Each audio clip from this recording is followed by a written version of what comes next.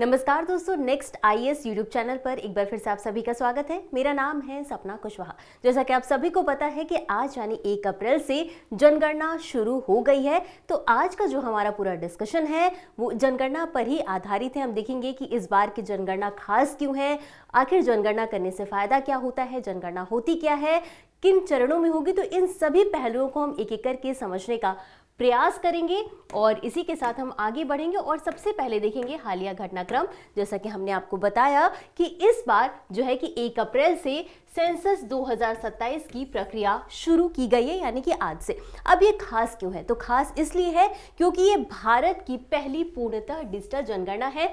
यानी कि अब तक जो जनगणना होती आई है वो कागजों पर होती थी और उसके बाद उसे डिजिटल फिल किया जाता था। लेकिन इस बार की जो जनगणना है वो पहले से ही डिजिटल तरीके से की जाएगी। और इससे होगा क्या कि इससे अब जो समय लगता था वो समय में बचत होगी, समय कम लगेगा। और जैसा कि हमने आपको बताया कि 1 अप्रैल 2026 से इसका पहला चरण शुरू हो गया है और ये जो जनगणना इस बार की जा रही है वो 2 चरण में की जा रही है। और ये इसलिए भी खास है क्योंकि पहली बार इस जनगणना में सेल्फ इन्यूमरेशन यानी कि स्वगणना का विकल्प दिया गया है। अब ये होता क्या है इसे हम आगे डिटेल से समझेंगे, लेकिन अभी आपको बता दें कि इसमें क्या होगा। जो भी निवासी है, जो भी व्यक्ति है, वो अपने डेटा को इस पोर्टल पे जा करके फिल कर सकता है और उसके बाद जो भी जनगणना करने वाले लोग होते हैं वो वहां से क्रॉस चेक कर लेंगे। और इसी के साथ ये जो पूरा इस बार डेटा संग्रह किया जा रहा है वो मोबाइल ऐप के माध्यम से किया जा रहा है।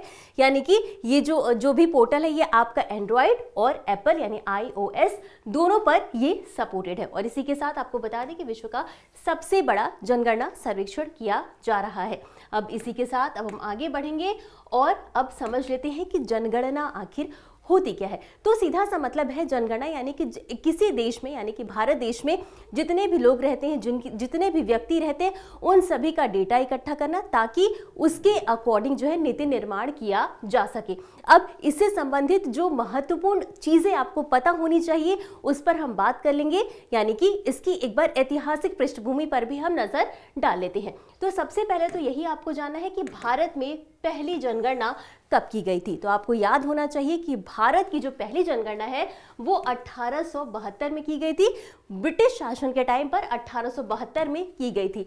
और वही पहली जो नियमित जनगणना है वो आपकी की गई थी 1881 में।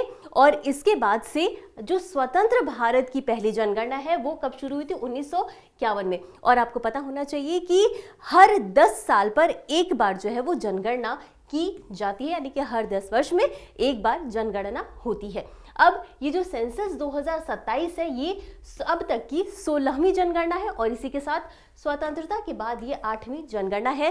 तो ये सभी जो पॉइंट्स हैं ये सब आपको याद होना चाहिए, यानी कि भारत में पहली जनगणना कब हुई, स्वतंत्रता के बाद पहली जनगणना कब हुई, भारत में जनगणना कितने वर्षों पर की जाती है। तो ये जितने भी पॉइंट हैं ये आपको याद होने चाहिए। आप चाहे तो इसका स्क्रीनशॉट भी ले सकते हैं ताकि आगे जाकर के आपको ये चीजें याद रहें। अब इतना समझने के बाद अब हम आगे बढ़ते हैं और अब एक बार इससे जुड़े कुछ और जो महत्वपूर्ण बिंदु हैं उनको भी समझ लेते हैं। तो अब ये आपको जानना चाहिए कि सेंसस एक्ट 1948 के तहत ये जो जनगणना है इसे आयोजित किया जाता है। अब इसका संचालन किसके द्वारा किया जाता है? तो ये registrar general and census commissioner of India के द्वारा ये जो पूरी जनगणना की जाती है इसका संचालन किया जाता है। किस मंत्रालय के अंतर्गत आता है? तो ये गृह मंत्रालय के अंतर्गत आता है।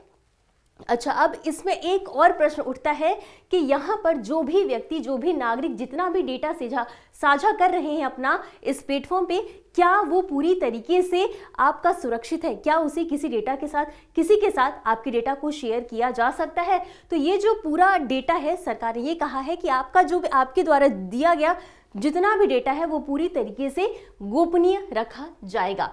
तो इसलिए भी ये खास है। साथ ही साथ डेटा को अदालत या अन्य विभागों से साझा नहीं किया जा सकता, यानी कि ये जो पूरा डेटा है वो पूरी तरीके से गोपनीय रहेगा, है ना।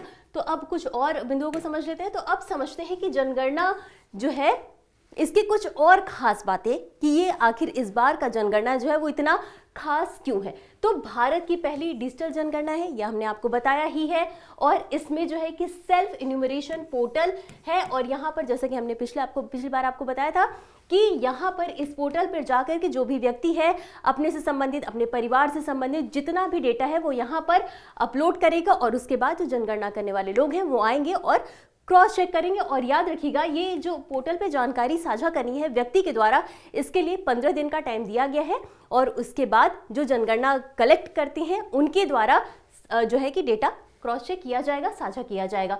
अब एक और महत्वपूर्ण बात कि ये जो पूरा डेटा है वो 16 भाषाओं में उपलब्ध है, यानी कि अगर आप इस पोर्टल पर जाते हैं, अपनी सारी इंफॉर्मेशन, सारा डेटा शेयर करते हैं, तो 16 भाषाओं में जो है कि ऐप देखने को मिलेगा।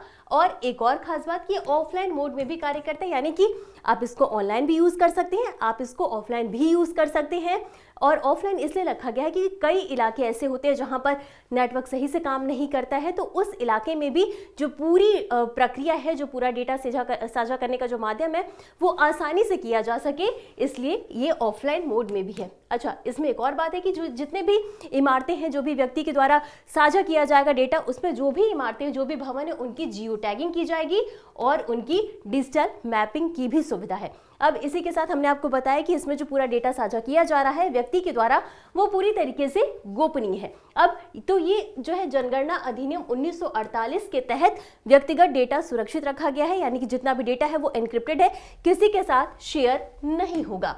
अब ये जो जनगणना है, हमने आपको बताया था पीछे कि ये जो जनगणना है वो टोटल 2 चरणों में आयोजित की जा रही है। पहला चरण और दूसरा चरण में क्या क्या प्रोसेस है, एक बार हम उन्हें देख लेते हैं। तो सबसे पहले हम बात करेंगे पहले चरण की। अब पहला चरण जो है उसे house listing and housing census के नाम से भी जाना जा रहा है, और ये जो इसकी शुरुआत है वो 1 अप्रैल से, यानी कि आज से इसकी शुरुआत हो गई है। अब ये जो house listing and housing census है, इसमें क्या होगा कि इसमें जो व्यक्ति है वो उसके आवास की स्थिति, उसको कौन कौन से इसके पास सुविधाएं हैं, उसकी घरेलू संपत्ति, इसका विवरण जो है वो साझा करना होगा। अब दूसरे चरण की बात करते हैं, तो दूसरे चरण में जनसंख्या गणना की जाएगी, और इसमें ही जातिगत जो भी जनगणना है, जाति की भी इसमें डेटा फिल करना पड़ेगा। अब फरवरी 2027 में इसकी शुरुआत की जाएगी दूसरे चरण की, तो ये भी आपको पता होना चाहिए। अब ये हमने आपको बताया कि देश के सामाजिक, सांस्कृतिक और आर्थिक डेटा का फ्रेमवर्क इसमें तैयार किया जाएगा। अब जो एक और बात कुछ आपको पता होनी चाहिए वो ये है कि ये जो पूरी जनगणना कराई जा रही है, इसमें कुल 11,718.24 करोड़ रुपए के बजट की मंजूरी दी गई है ना। और इसमें लगभग 30 लाख गणना कर्मी, सुपरवाइजर और अधिकारी शामिल हैं, और लगभग 2.4 करोड़ व्यक्ति दिवस का अस्थायी रोजगार उत्पन्न होगा, यानी कि लगभग 2.4 करोड़ लोगों को रोजगार की भी प्राप्ति होगी जब तक ये जनगणना का प्रोसेस चल रहा है। तो ये थी सारी इंपॉर्टेंट, जितनी भी आपको जाननी चाहिए इंपॉर्टेंट बातें, वो हमने आपके साथ साझा करी। अब समझते हैं कि ये जो पूरी जनगणना कराई जाती है इसका महत्व क्या होता है, आखिर ये जनगणना क्यों कराई जाती है। अच्छा, एक और बात याद रखिएगा कि इसके पहले जो जनगणना है वो 2021 में होने वाली थी। अब आप सभी को पता है कि उस टाइम पे लॉकडाउन वाला पीरियड चल रहा था, तो उस टाइम पर जनगणना नहीं कराई गई थी। अब 2027 में जनगणना कराई जा रही है ना। तो आप समझ लेते हैं कि इसका महत्व क्या है। तो सबसे पहला है नीति निर्माण, यानी कि जब सरकार के पास पूरा डेटा रहेगा, जितने भी देश के नागरिक हैं सभी का डेटा रहेगा, तो किसी भी तरीके की जो नीति निर्माण है, उनकी पढ़ाई को लेकर के, उनके रोजगार को लेकर के, उन्हें किसी भी तरीके के लाभ को लेकर के, तो अब जो सरकार है उसके द्वारा अच्छे तरीके से लोगों के लिए नीति निर्माण किया जा सकेगा।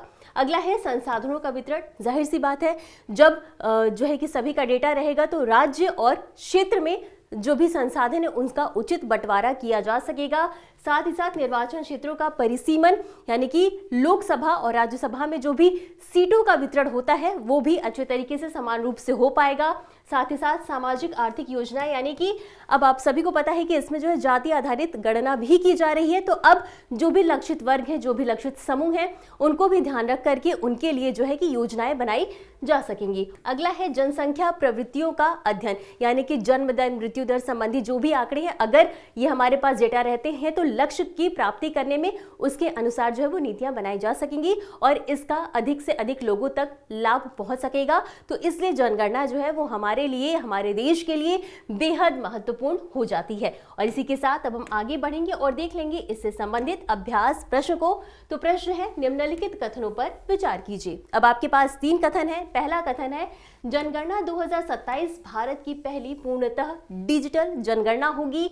और दूसरा कथन है, इसमें नागरिकों को सेल्फ इन्यूमरेशन यानी कि स्वगणना का विकल्प दिया गया है। और तीसरा कथन जो है वो है, जनगणना 2027 में सभी इमारतों की जियो टैगिंग की जाएगी। आपको बताना है कि उपर्युक्त कथनों में से कौन सा या कौन से सही है।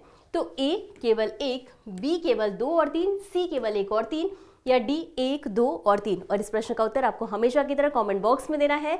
तो आज के लिए बस इतना ही। मिलते हैं अगले एपिसोड में इसी तरह कुछ अहम और जरूरी खबरों के साथ। तब तक के लिए धन्यवाद।